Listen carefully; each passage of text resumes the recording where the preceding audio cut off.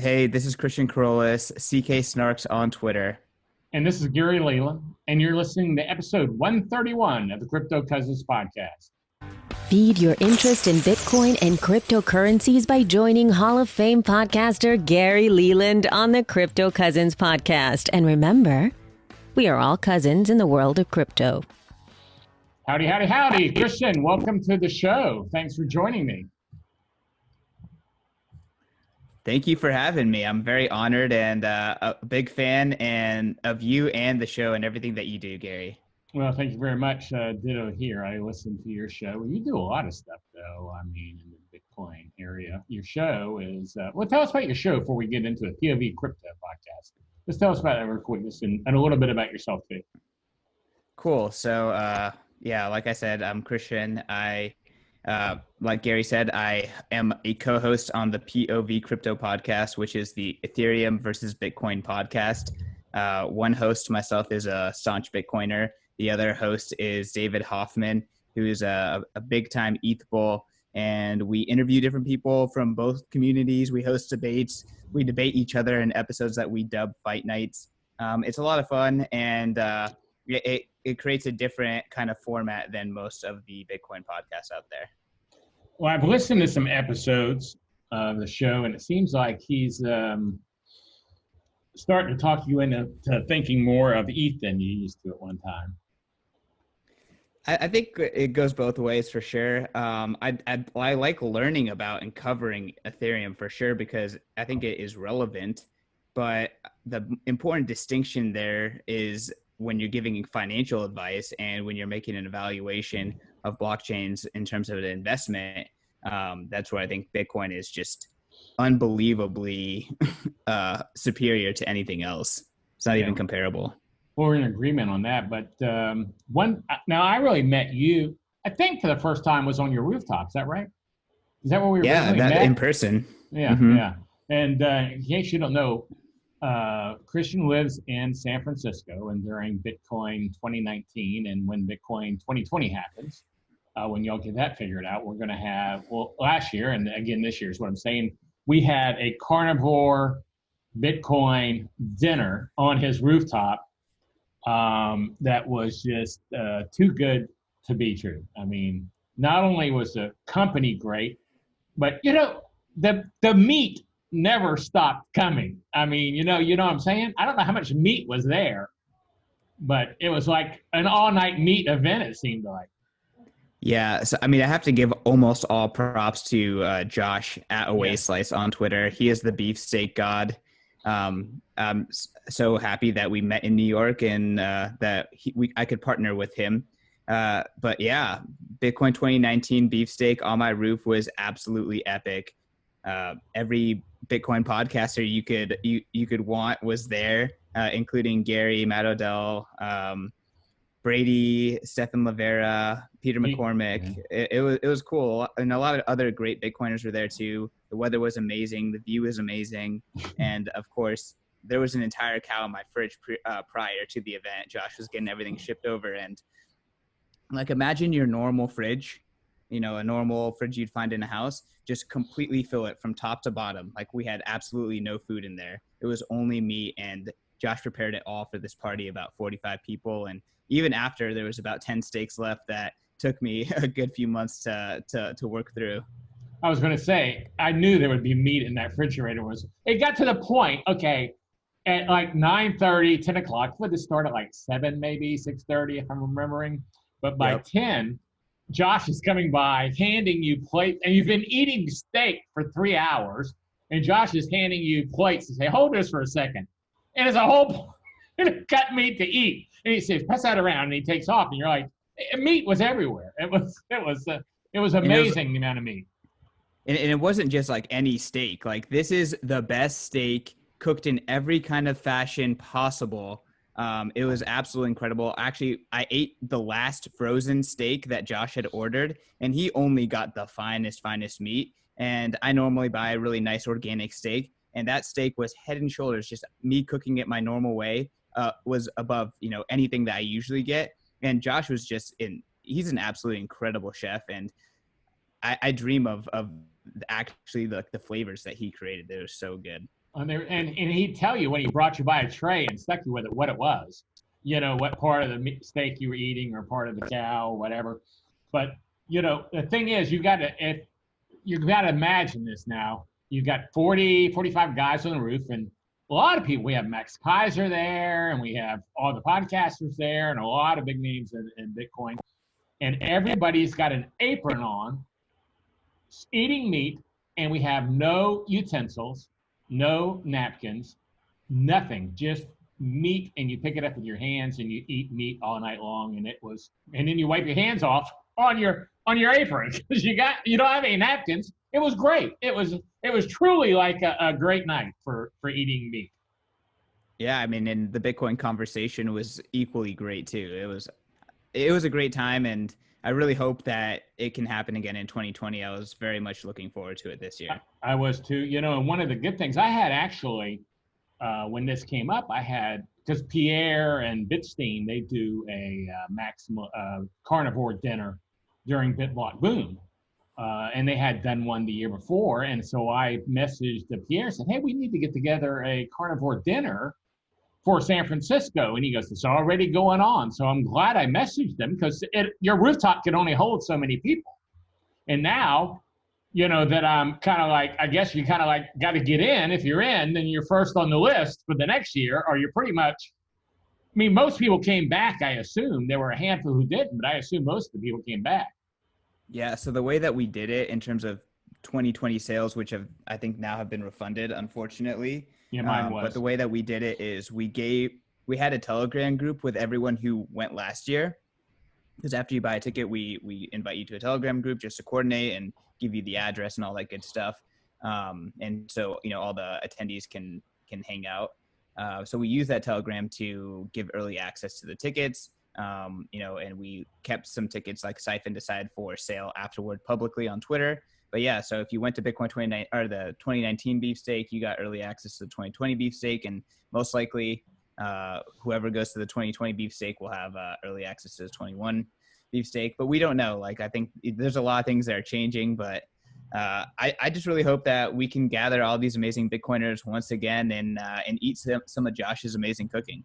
Yeah, I too. And that was funny what you said earlier about the Bitcoin podcasters were there because, I was standing there and someone yelled, Gary, come over here for the photo. And it was a photo shot of all the podcasters, and gosh, everybody was there. I mean, it was a lot of people there that you knew their shows, but you may not have met them before. So it was an excellent opportunity, and I do hope that we're able to do that again. I was so looking forward. That was one of my favorite things I was looking for. I really made so many good contacts and friends I felt like there that I knew, but, until you meet them in person, it's still not the same thing, as it is. Absolutely. Meeting them online. You do make friends online, but it's still not quite the same thing. So I want to ask you some questions about things you do because I'm just not even sure, and I'd like to know. First of all, cool. You do the Let's Talk Bitcoin Network podcast, and y'all get a lot of downloads on that. How long has that network been in existence?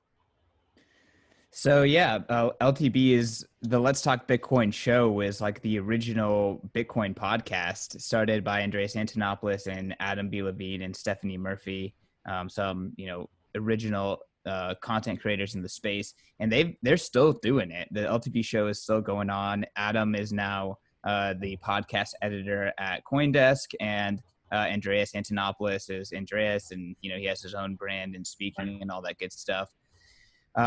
So BTC Media, the company that I work for, they put on Bitcoin 2020, the Bitcoin magazine, and then of course they manage LTBN, Let's Talk Bitcoin Network. It has 9 shows on it right now, including LTB as well as many other shows. And yeah, it's been going on since I think 2014, 2015 time period. And it's there's a lot of great podcasts now, and we are trying to work with great podcasters and curate amazing Bitcoin and general crypto blockchain content. And yeah, it's a great place to subscribe and get what Bitcoin did, Citizen Bitcoin, POV Crypto, and many more. So it's a great network. Yeah. Yeah, I wasn't even familiar with it. I hate to say it, but it's been out way longer than I've been in Bitcoin. but I was talking to Peter McCormick, and he told me about it. And because whenever I talk to people, I always ask them what podcasts they listen to. And actually, if I'm not familiar with it, I looked it up, and Peter told me about Let's Talk Bitcoin Network. So it's a good feed. You have a lot of good shows on there, but you also there's a lot of stuff in here. I mean, that y'all have the magazine too, Bitcoin Magazine. Yeah, I mean, we do a lot of stuff. Bitcoin Magazine is, again, a historical piece of crypto, crypto history. We are recently re-indexing all of our pages on Bitcoin Magazine just to improve our SEO, and we're just coming about so many amazing pieces by historical pieces documenting Mt. Gox, talking about the original Bitcoin conference, Bitcoin 2013, a lot of Vitalik content. Before he went and started doing the Ethereum thing. It's incredible. And now we are the only publication that only covers Bitcoin, right? There's a lot of crypto and blockchain publications, but we only cover Bitcoin. And our current format is every single week we have a theme, and then we publish 6 pieces every Tuesday. So it's like a digital magazine. And the most recent issue was on coin joining privacy, and specifically taking a deep look at the Larry Harmon case, the CEO of Coin Ninja, and previously a Bitcoin entrepreneur who ran a mixing service back in the day, who has recently been jailed up and is going through the legal process with some pretty heavy accusations around money laundering and stuff like that. With Dropbit? Yeah, he's the CEO of Dropbit. Okay, yeah. I just want to make sure I was thinking of the right person because of this. Yeah. So Dropbit is shut fantastic down. product too. Yeah. So if you have money on Dropbit, are you pretty much screwed? So I don't know how that goes. So Dropbit was Larry's current venture, and I really actually like the product a lot. I used it a lot, and told a lot of new coiners to use it because it made it so easy to send someone Bitcoin who didn't have a wallet already. Who was on the rooftop last year that we met with? Kyle, their CMO, was on the rooftop too. Yeah. That's where he told me about it and sent me $5 and said, "Wow, I got that instantaneous," and I started using it, and I think I have $100 worth of sats on there right now, in their Lightning part. Yeah, so the Lightning part, that's not good, because that's the Lightning. Their wallet is a non-custodial on-chain wallet and then a custodial Lightning wallet. So if I were you, I would definitely see if you can still withdraw that custodial Lightning to your BTC wallet. Inside the BTC wallet, as long as they have the seed phrase, you will have no issue, but they have already announced that they're going to no longer support the wallet. Please, inside the app, it says, please back up your seed. There's probably a window to get your sats off. So I would definitely get those sats and save them. Well, I have $209 worth of Lightning in there right now, sats in there, and it says, well, I'm going to find this out. Someone else might be having this problem. So I'm going to ask you to see if you know anything. It says, you're in line. Check back every day to see if you're unlocked. Want to skip the line? Find a Lightning user to send you a few sats. Oh, yes. So they turned off their node. It might be too late for you, Gary. Yeah. This might be, a small exchange moment. Well, luckily I had taken off all the Bitcoin I had on there. So I just had some Lightning on there, or some sats on there. So, I won't die, but that could end up being a lot of money with the way things are going right now. Definitely. We'll buy it back right now. Yeah. Well, I have been every day, as a matter of fact. That's enough about, what's going on with you. Let's talk about what's going on with Bitcoin and you somewhat. First of all, you're in San Francisco, as we said earlier. So you're stuck in your house for the most part, right? Yep. I've not left my home for 9 days. Yeah, in Texas, we're not like that. There's not a lot of cars on the road like there are normally. I went by the 7-Eleven this morning, and he gives me free coffee, because I'm his Bitcoin guy. If he wants to ask a question, he's like my coffee sponsor. And I hadn't been going in there the last few days because I'm going, it's just not worth getting a cup of coffee. I just make a cup when I get to work. But this morning I drove by and there wasn't a car in the parking lot. And I said, well, gosh, I'm going to go get a free coffee because I want to just talk to someone. And no one was in the store. But it's there is traffic on the road, is what I'm saying. There are people out. I guess where you're at, there's nothing out. The city is a complete ghost town. The freeway is relatively vacant. There are cars going back and forth. But yeah, everyone's home. The internet sucks because everyone's on Netflix and working from home, and just like, the internet in this residential area is not really made for everyone. But yeah, I'm well stocked. Our local market grocery store they're stocking up regularly, and yeah, I pretty much leave the house to go on a run or go to the grocery store, and that's it. Do you actually know anyone who has coronavirus? I don't know anyone personally. There are a lot of cases in San Francisco, though. I know my daughter works at a hospital, and they've had some in the hospital. I was just saying, I don't know anyone either. But most people I know are older, I guess, that I know in person, and they're like locking down because they've been told they're going to die. So I have two very elderly grandmothers, 90s and late 80s, and yeah, I'm very concerned about them. My parents are doing a great job of like keeping them isolated, but also trying to keep them company. They normally are social. They go to these, retirement events and adult daycare type things, and they can't go to that anymore. So I feel really bad for the elderly population. They're being isolated. They are extremely vulnerable. I can't see this being an easy time for a big portion of our population. It's sad on the humanitarian level. Well, and you have a lot of people, for instance, like my wife, she's just scared to go outside. And to me, I'm not quite as scared. I mean, I don't want to, she's also not wanting me to go outside. She's scared I'm going to bring home something. I'm not seeing anybody, but yeah. It's like a lot of people are panicked and really emotionally involved and heavy with it. But and then there's some people like me who just think that we can just be safe and not get around a lot of people. And I'm wearing gloves, which I never wore before. Gloves are actually really clutch, I think, because I think specifically this virus is really good at remaining on surfaces for extended periods of time. So actually, what I think people need to be really cognizant about what they're getting shipped, because people are ordering things online more. They're getting delivered stuff. You got to be like, I would say, do not pick up a package without gloves, because I think that if the virus continues to spread, I think that's an area where it's going to start hitting people that think they're isolating themselves, but maybe they're still getting packages and stuff delivered and not being careful about that. Yeah, I think you need to put your packages maybe like when you go get your mail and stuff, have gloves on and just leave it in the garage or wherever for 24 hours. Well, I mean, there's nothing in there that's like 5 urgent. days in the garage. Oh, really? Well, either way, there's nothing in there you need that badly, that's coming in the mail probably. So or wear gloves, open it, throw it away. Don't touch it. Don't put it on stuff. Don't touch your face after you touch the box. Like, I think there's multiple ways. You just got to be cognizant that this is actually something that could get you sick. Yeah, the thing that I'm, also kind of concerned about is, okay, so we're talking. I want to, and I'm not discounting how dangerous this is for people, but oh my gosh, think about the economy. We're seeing it, but I don't know if people really thought about all the stuff in the economy. First of all, I have 2 retail stores that are closed. One of them this month and April pretty much make my year, and they're closed. Because everybody's a sporting goods store, softball, baseball.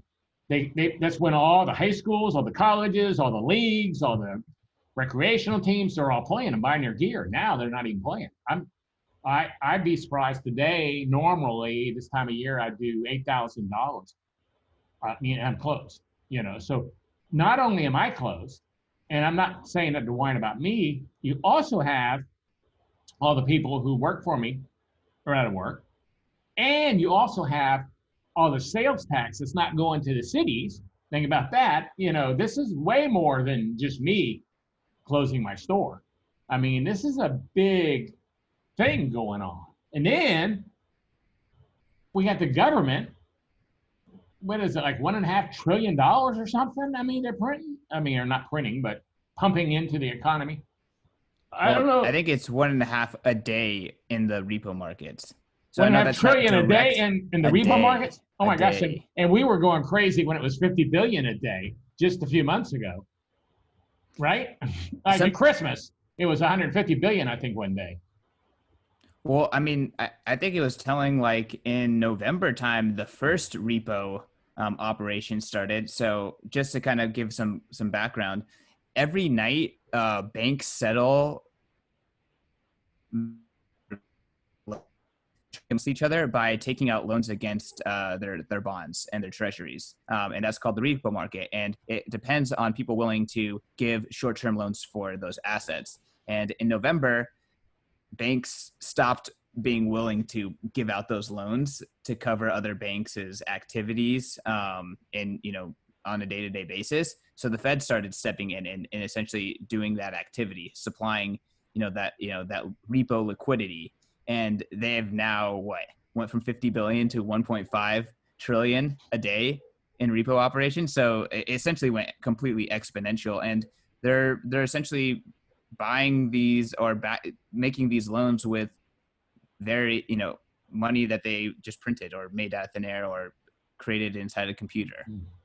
So pretty crazy stuff. Yeah, I call it printing, but it's really not. It's just adding more zeros on the computer, I guess, for the most part. But still, it's more money being injected into the economy. So we know from history we lose 2% a year to inflation normally, and they're really tickle pink with that. When they print this kind of money, wonder what kind of inflation this thing causes to the money. I mean, yeah. So the interesting thing is that despite all this, there's still a massive dollar shortage globally. So I think the U.S. why is that? Because of the petrodollar? I mean, well, the dollar's liquidity in general. It's pretty much the soundest money that we have, and the rest of the world's financial system is built on it, and that just means that those financial systems need real dollars, and only America can make them. So I mean, it's a really weird predicament. Only America can print like this. No one else can, and we're seeing all other currencies just getting completely wrecked against the dollar. And honestly, if you look at how bad all these other currencies are doing, I think Bitcoin is really impressive. Yes, Bitcoin is holding its own now. It started going down. I think everybody was like just selling everything they had, or a lot of people. I think most of the hodlers weren't, but a lot of people, especially institutions, were selling everything they had. And all of a sudden, I think the last 2 days, the market has dropped an incredible amount, and Bitcoin's actually gone up. So I mean, the market did bounce pretty hard 2 days ago when Bitcoin started kind of turning around. But what I'm scared about is kind of go back to what you were describing, this kind of negative effect of having these businesses and all this activity stopped because of the did you see my cat just open the door? No, I didn't. Okay, I'm just kidding. Okay, so all this activity stops, right? Because of the virus. People want to play baseball, people want to go shopping, people want to keep going to work, but they are forced to stop because of this virus and this kind of constraint on our healthcare system, and needing to take care of the population. So what is happening is, all these businesses are closing up shop. All these employees are getting furloughed or losing their job altogether.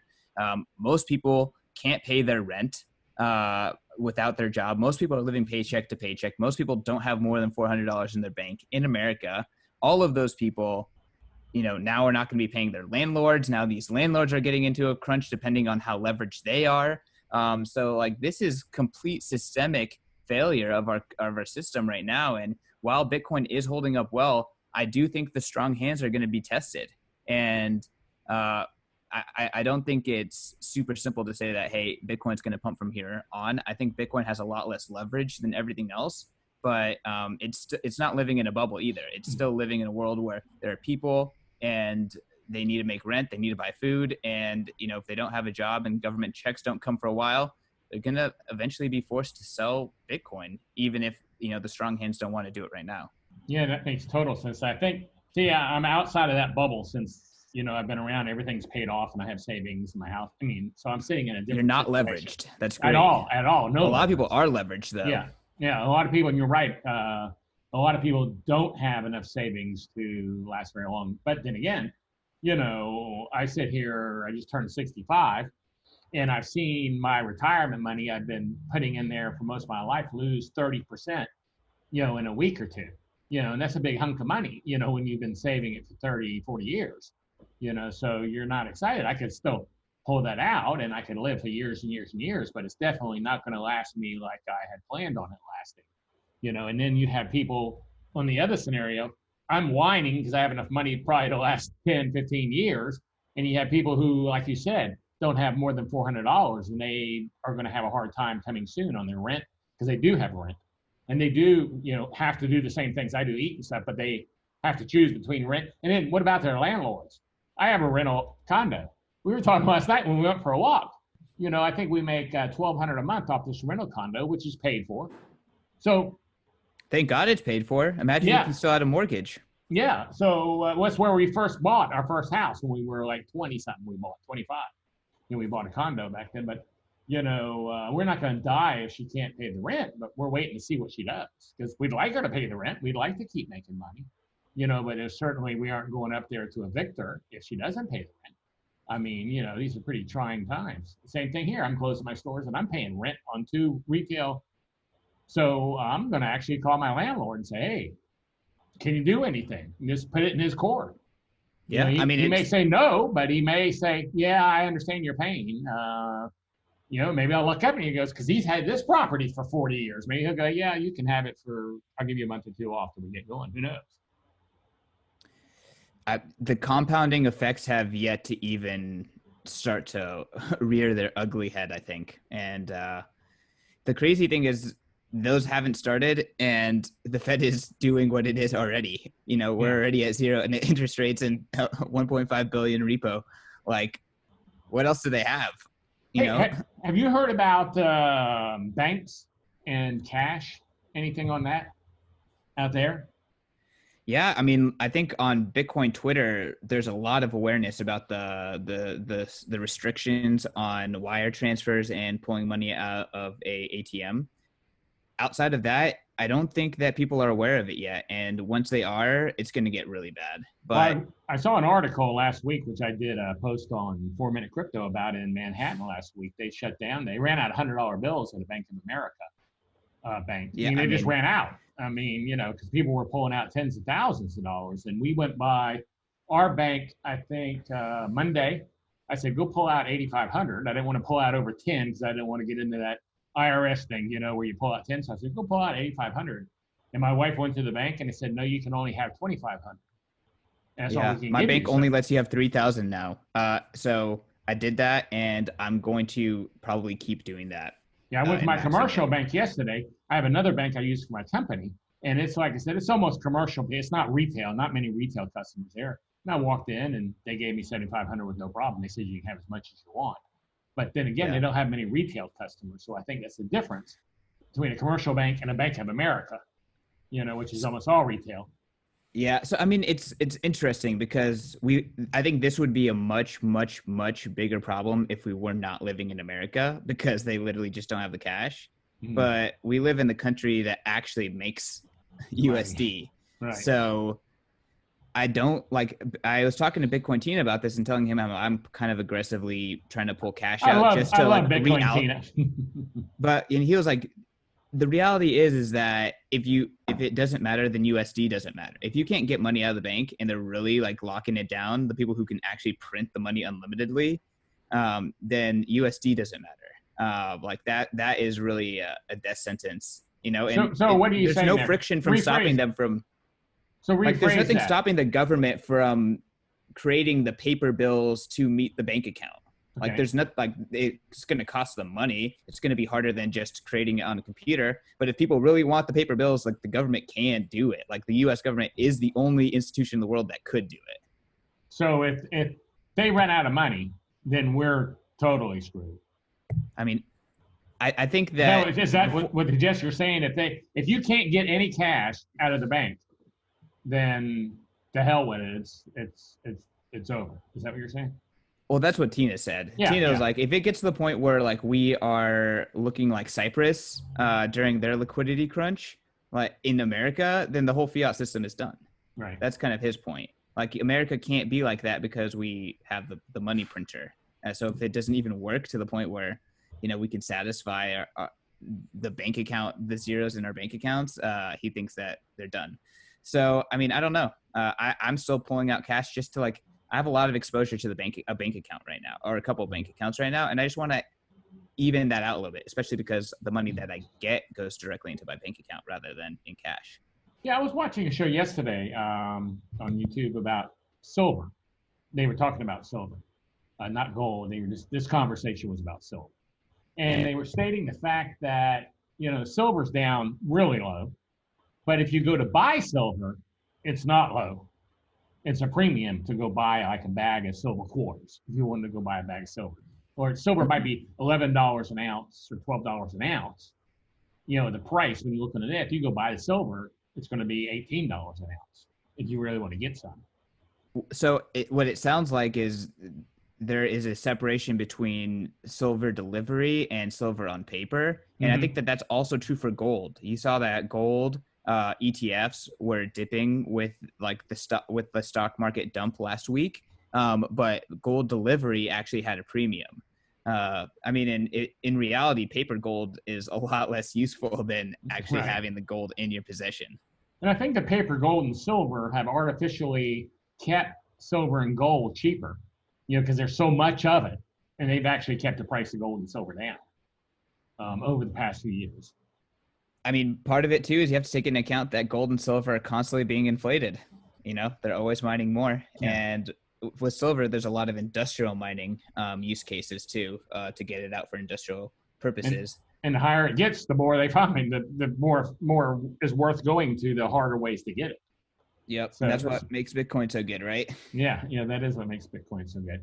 And take a break here. I want to really make sure, and right now, if anyone is listening and they're not familiar with BITBLOCKBOOM, that's a Bitcoin conference I do in Dallas, and I call it a real Bitcoin conference because that's all we talk about is Bitcoin, not blockchain or altcoins or anything like that. This will be our third year for the BITBLOCKBOOM Bitcoin conference, scheduled for August of this year. And like I said, that's in Dallas, Texas. So if you're not familiar with BITBLOCKBOOM, go to bitblockboom.com, use the code COUSINS, COUSINS at checkout, and you'll receive 30% off the price of your ticket. The first two were great, and I have a feeling this year is going to be great too. So check that out. So it's going to be amazing. It is going to be amazing. And I think here's what's going to happen, Christian. Here's what's going to happen. Either it's going to be canceled. We still have time for that to happen. I mean, if this doesn't get, or what I'm thinking is in a month or two, this is going to be over. Yeah, the economy is going to be in shambles. But as far as people, the disease, we're going to have this on the downward climb. And then August, it's going to be like the first conference of the year because everything else has either been canceled or postponed. And so we'll have the best conference we've ever had because people are going to want to go to a Bitcoin conference. They haven't been to one all year, so that's what I'm going with is that we're going to, and it's a smaller conference too, not like y'all's. The thing about our conferences is they're completely different times of the year and they're completely different kinds of conferences too, even though they're both about Bitcoin.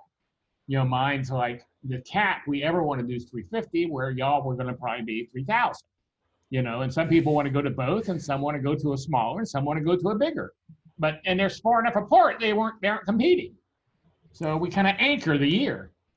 Yeah, I think BITBLOCKBOOM and Bitcoin 2020 or the Bitcoin conference are fantastic friends and great partners. And, Bitcoiners need to come together. Some Bitcoiners prefer the more intimate experience, which BITBLOCKBOOM is. I had such an amazing time last year and had so many incredible conversations. It's like, imagine getting 100 or 300 of the best Bitcoiners in a room and just having unfettered access to them. Like I was just talking to Jimmy Song and Saifedean Ammous. The speakers were sitting amongst everyone else. It was like that kind of intimate. Bitcoin 2020, on the other hand, is, it's a big industry event. There's a lot of vendors.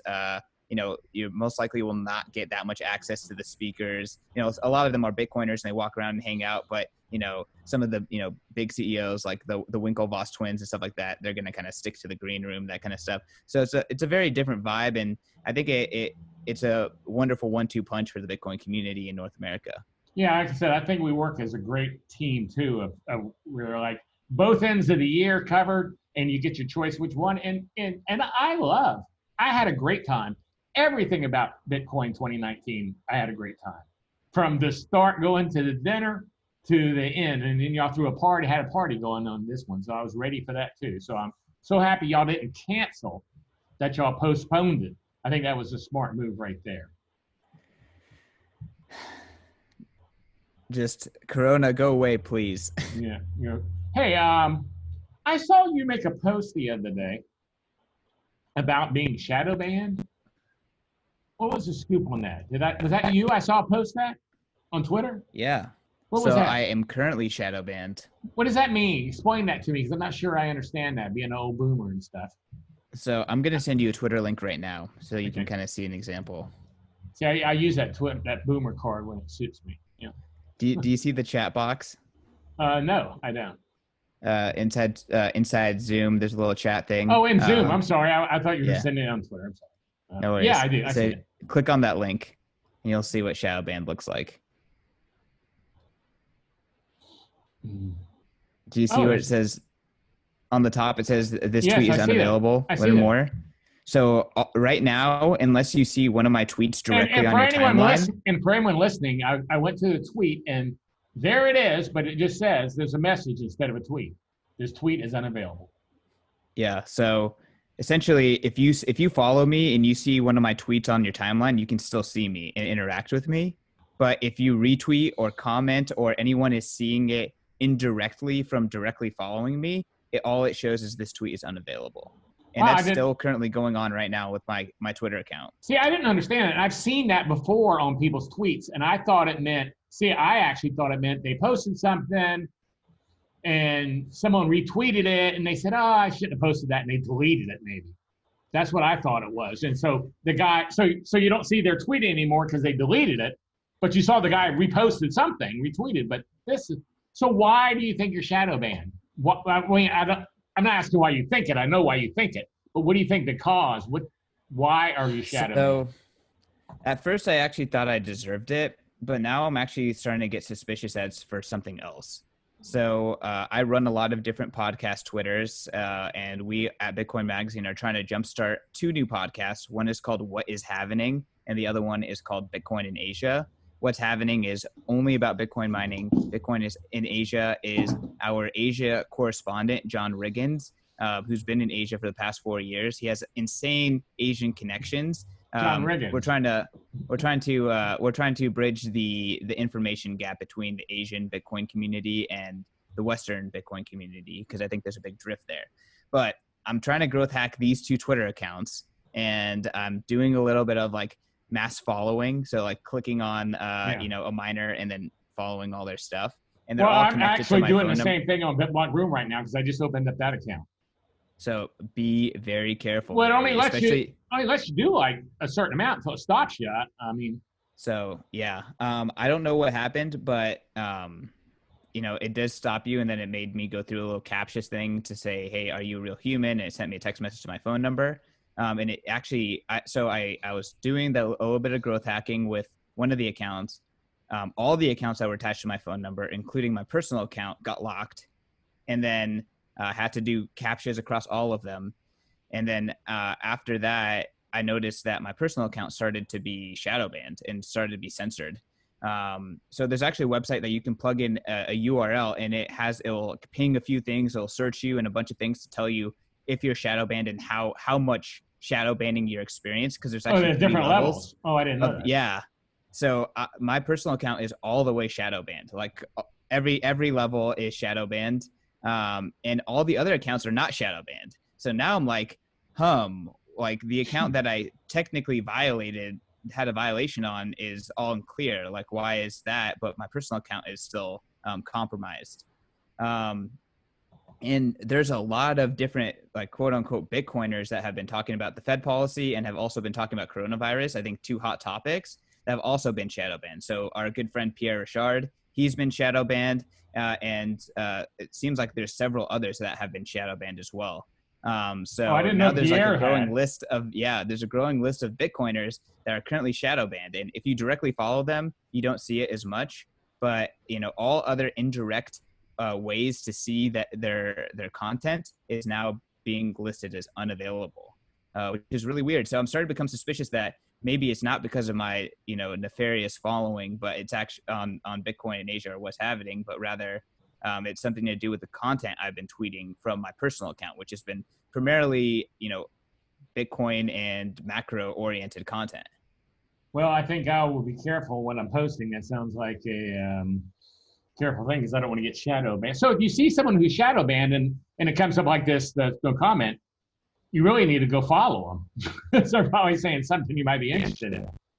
There you go. When I put out my shadow banned tweet, I gained a lot of followers from that, actually, which is interesting. It sucks. I don't want to gain followers because I'm trying to figure out if people can see my tweets or not. Right. But people are sympathetic to, why is this specific demographic of Bitcoiners starting to get shadow banned? And Twitter doesn't give you a good way to get out of shadow ban. Like if you go, there's ways to like say, hey, you've suspended my account, like, in appeal it. But if you're shadow banned, there's no clear way to appeal it. And then like you either have to have a suspended account to go through their suspended account protocol. If you don't have a suspended account, then you have to like go through that, like, messages aren't working for me or tweets aren't working protocol, which I think is a very different protocol. So Twitter doesn't make it very easy to appeal to their support about getting unshadow banned either. And it's kind of like a sketchy thing. Like, why are you just not banning me? Like, if I'm doing something wrong, like, block me. Why are you making it seem like I'm tweeting and using Twitter, but all of a sudden, like, no one can actually see my tweets, and you're not warning me about it. You're not saying, hey, you did something wrong. You're just censoring me straight up. Yeah. YouTube's doing a lot of crazy stuff too right now, and there's no real action you can take. So I don't think it's just Twitter that's doing crazy stuff. I know a lot of YouTubers that are bitching that their shows are disappearing or one thing or another, or they can't post anymore. BitBlockBOOM was suspended before I even made a post, on the Twitter page. I haven't even made a post to even put an image on there yet, and it was suspended. It took me about 2 weeks to get it unsuspended, and then they said, I'm sorry, they had I used the site and the tool for suspended accounts, and it worked finally after 2 weeks. So, but that was, well, I'm glad you explained to me shadow banning because I honestly didn't know the I wish I didn't know more about it either. Well, I know more than I did before. Now I think whenever I see that this tweet is missing, I'm going to go follow the guy. It's probably saying something I might be interested in. If you click on view more, it'll tell you if it was because of like breaking the rules or if they deleted it. It does. It tells you why. Yeah. Okay. I mean, it doesn't tell you specifically, but if it's because of rule broken, like, no, I just clicked on that tweet I sent to you, and it definitely says like Twitter rules were broken. These people are being censored for that reason. Wow. Okay. Well, hopefully you find out what your rules are, or they quit censoring you, one or the other. I've never been more interested in Mastodon or open source Twitter alternatives, because you know how much work you have to put into building a following and a reputation on these profiles. And the fact that a algo could take it away from me, like with that, and I can't appeal, I can't even make an appeal, is very disheartening for sure. Well, was it MBK that made the Mastodon about a year ago? And that's hardly being used now, though. I mean, network effects are tough, but it's stuff like this that really break Twitter. Yeah, I agree. Hey, before we get out of here, is there anything you want to cover or talk about before we get out of here that I might have missed? I want to make sure I don't skip something that you really wanted to talk about. Man, I would tell everyone to be as safe as possible. I think that these are extremely trying times, and a good friend of mine, Jason Choi, he lives in Singapore, and he has been in quarantine, quote unquote, in Singapore for the past 9 weeks now.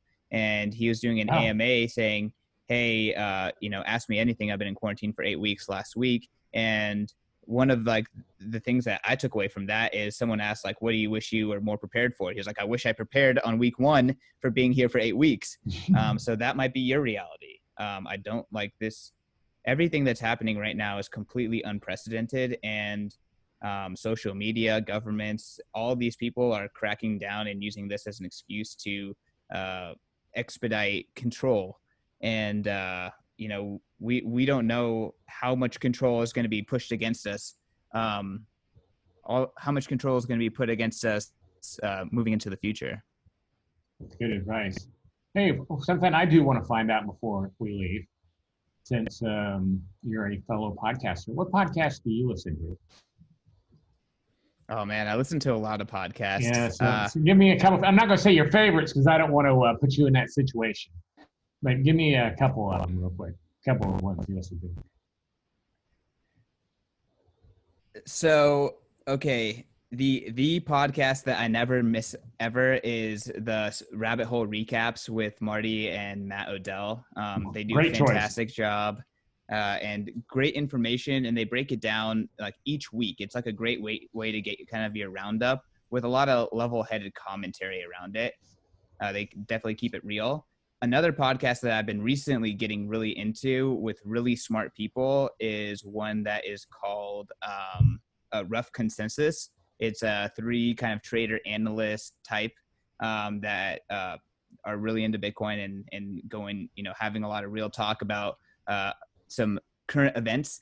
For sure, it is a lot rougher and they're a lot newer, but the actual folks that are giving the commentary, particularly Permable Nino and Checkmatey, I respect a lot, and I've learned a lot from the first 3 episodes so far. Okay. I'm not familiar with that one. It's brand spanking new, yeah. Okay. Well, cool. And I love Matt and Marty. I mean, I don't know why, but the information they give is just such good information. I mean, it's not like my show, just talking to people. I mean, let's face it, there are tons of shows like mine where you're just bringing someone on and you're chatting. They really give you information you're not getting anywhere else. I mean, original information, it seems like do you agree? I mean, well, it's the analysis. It's the analysis and the format that I think is just incredibly helpful and incredibly useful. Also, I forgot to plug, I did a 4-part series with Bitcoin Tina on Bitcoin 1 through 4 with Bitcoin Magazine. If you've not listened to that, you need to. It's evergreen, super bullish, and it really puts things into perspective. I honestly it was so timely before this crazy, crash, because he's been predicting what the fiat market is going to do, and he has a lot of predictions for how that's going to affect the Bitcoin market. Yeah, I like Bitcoin. He calls me once in a while, and he's always like, "You have got to quit letting people know who you are." He's really into the people not knowing. He's going, "You don't understand. Even if you don't have any Bitcoin, because you're so exposed, they're going to think you do, and they're going to come after you." So yeah, I'm sufficiently doxxed as well. So we made a choice, and there's no going back. I look at it as like I'm doxxed. Yeah. Hey, I want to thank you for coming on the show and spending the time. This is a Saturday, and I know this is rough for everybody on the Saturday. So I really do want to thank you for coming in, and just want to make sure you are officially now a crypto cousin, because we're all cousins in crypto. Yeah. But thanks again for coming on the show, and I look forward to you guys when y'all announce the postponement date. Hopefully that comes up soon, so we can all have something positive to look forward to. And I know most people, I assume, I don't want to get into that a lot, but I assume most of your people understood. And we're very much like going, I want to go to this event, because that's where I was. I wasn't going, send me even on the beefsteak dinner, I was like, keep my money, because I know it's going to happen sooner or later. But Josh sent it out anyway. So it was better just to send that money. We don't know what's going to happen with the Bitcoin, but when the beefsteak happens again, everyone that bought tickets will get their chance at them again. Yeah, and I can't wait for that whole event. So thanks for coming on the show. I really do appreciate this. Thank you, Gary. This is a Bitcoin Boomer production.